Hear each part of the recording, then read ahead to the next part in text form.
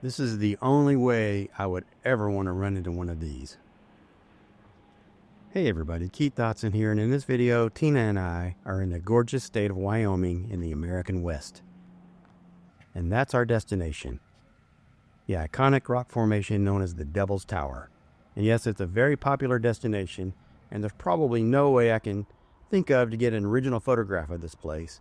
But it's still an epic location that's fun to visit, and the fact that it's sacred to the Native American populations here says a lot about its power and majesty.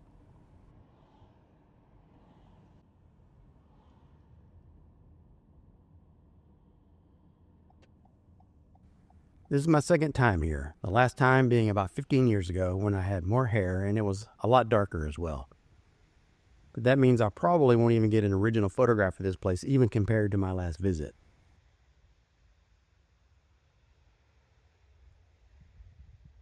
But I was shooting 4/3 then.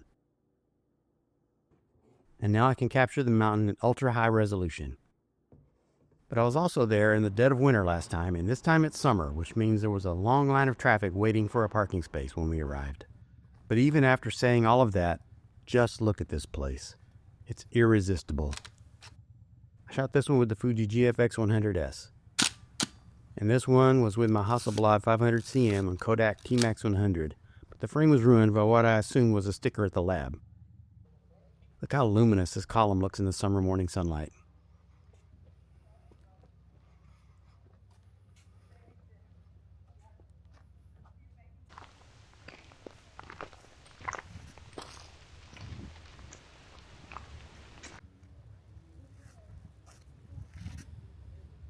It's important to remember that this is a venerated site for Native Americans, including the Arapaho, the Crow, the Cheyenne, the Kiowa, Lakota, and Shoshone people. They often leave prayer cloths and prayer bundles here. And the name is an Anglo invention. The indigenous people didn't see this as a devilish or evil place. In fact, some of the local tribes have requested a name change because they find the use of the name devil to be offensive. They prefer it to be renamed to the traditional name, which is Bear's Lodge, or something similar to that. Wyoming officials have opposed the name change, however.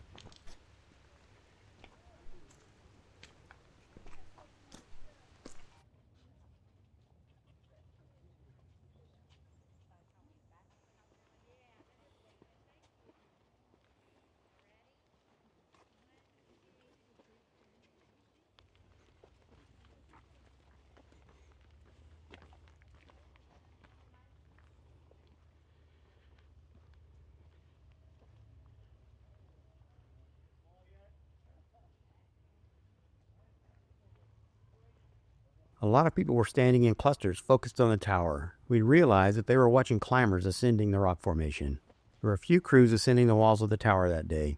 Tina caught up with a couple of the climbers in the parking lot later in the day and made a portrait of them. We'll look at that later.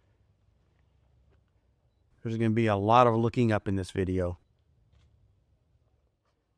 I'm not a fan of the blue sky. In fact, longtime viewers will know that I prefer cloudy days for photography when the sky is a natural softbox, and often gives some mood and atmosphere, but sometimes we just have to play the hand we're dealt. In processing the photographs, I went back and forth between making the blue invisible to making it dark to silhouette the shape of the tower. I couldn't really decide. In lightening the sky here, I had the added effect of opening the shadows in the mountain.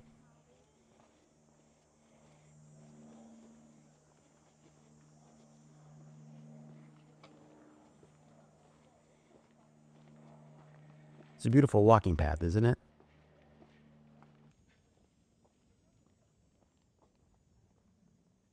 The path around the base of the tower is about 1.3 miles or 2 kilometers.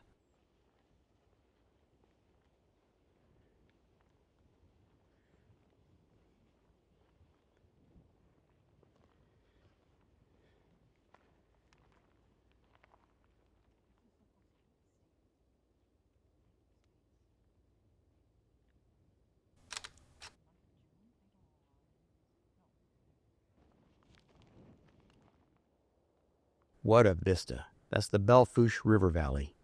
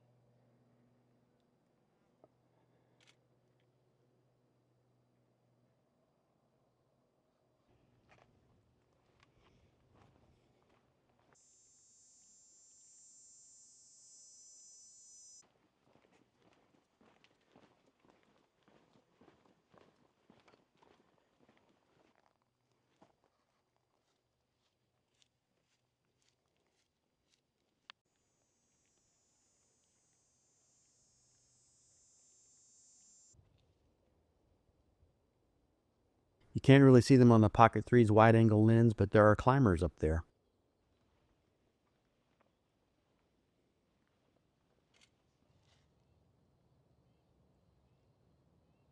Okay, I'll show you a few more of my photographs in the day, then we'll look at some of Tina's. Again, nothing groundbreaking for me here. This shows two climbers on the rock prepping to ascend further up. Here's a detail for context. Shot of a different climber making her way down the mountain. Okay, let's take a look at some of Tina's images made with a Canon 5D Mark III and a 70 to 200 millimeter lens. Starting with that portrait of the two guys who were really the focus of attention all day long. They graciously posed for Tina in the parking lot. Too bad about the lens flare, but it's a great shot otherwise. We didn't get their names. Does anybody know who they are? If so, please leave a comment. I love that you can see the photographer in his mirror shades.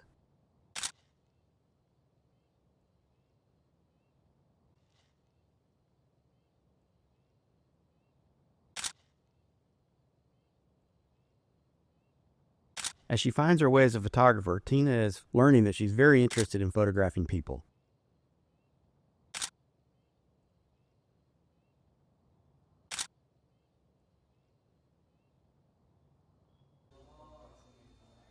After seeing the tower, we stopped for lunch at a cafe near the park.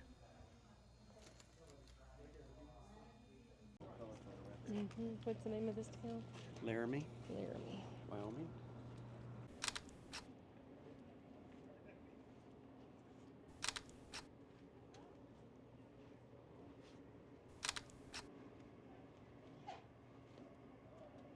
Okay, changing gears a little bit now, we also spent some time in Laramie, Wyoming. Current population 32,152 people. What a great sky on that day. I wish I could have had these clouds at Devil's Tower.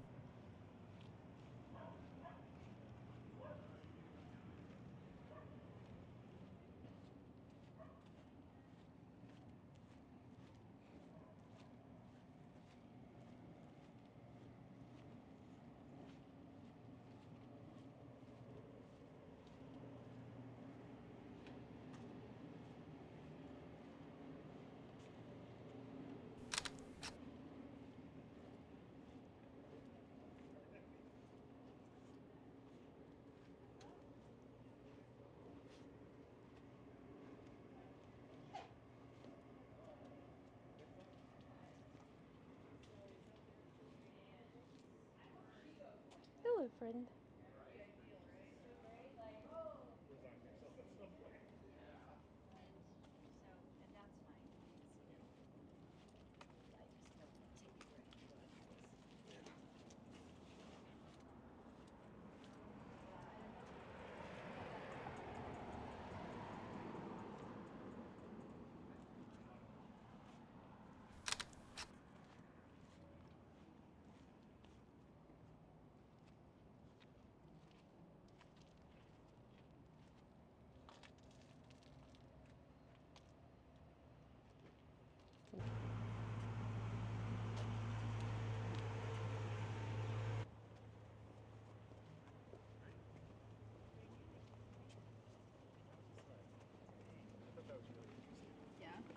And one of the reasons.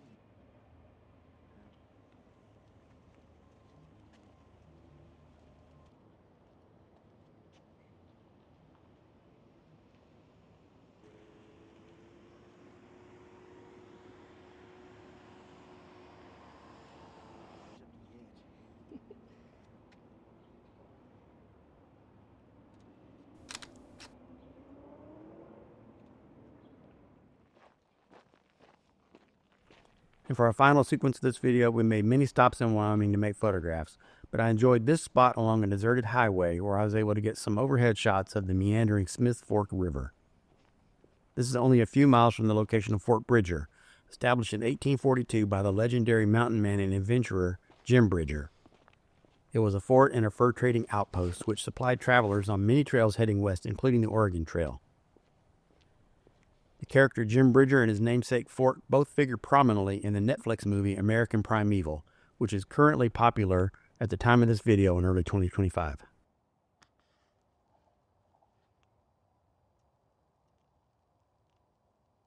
It's so desolate and quiet out here.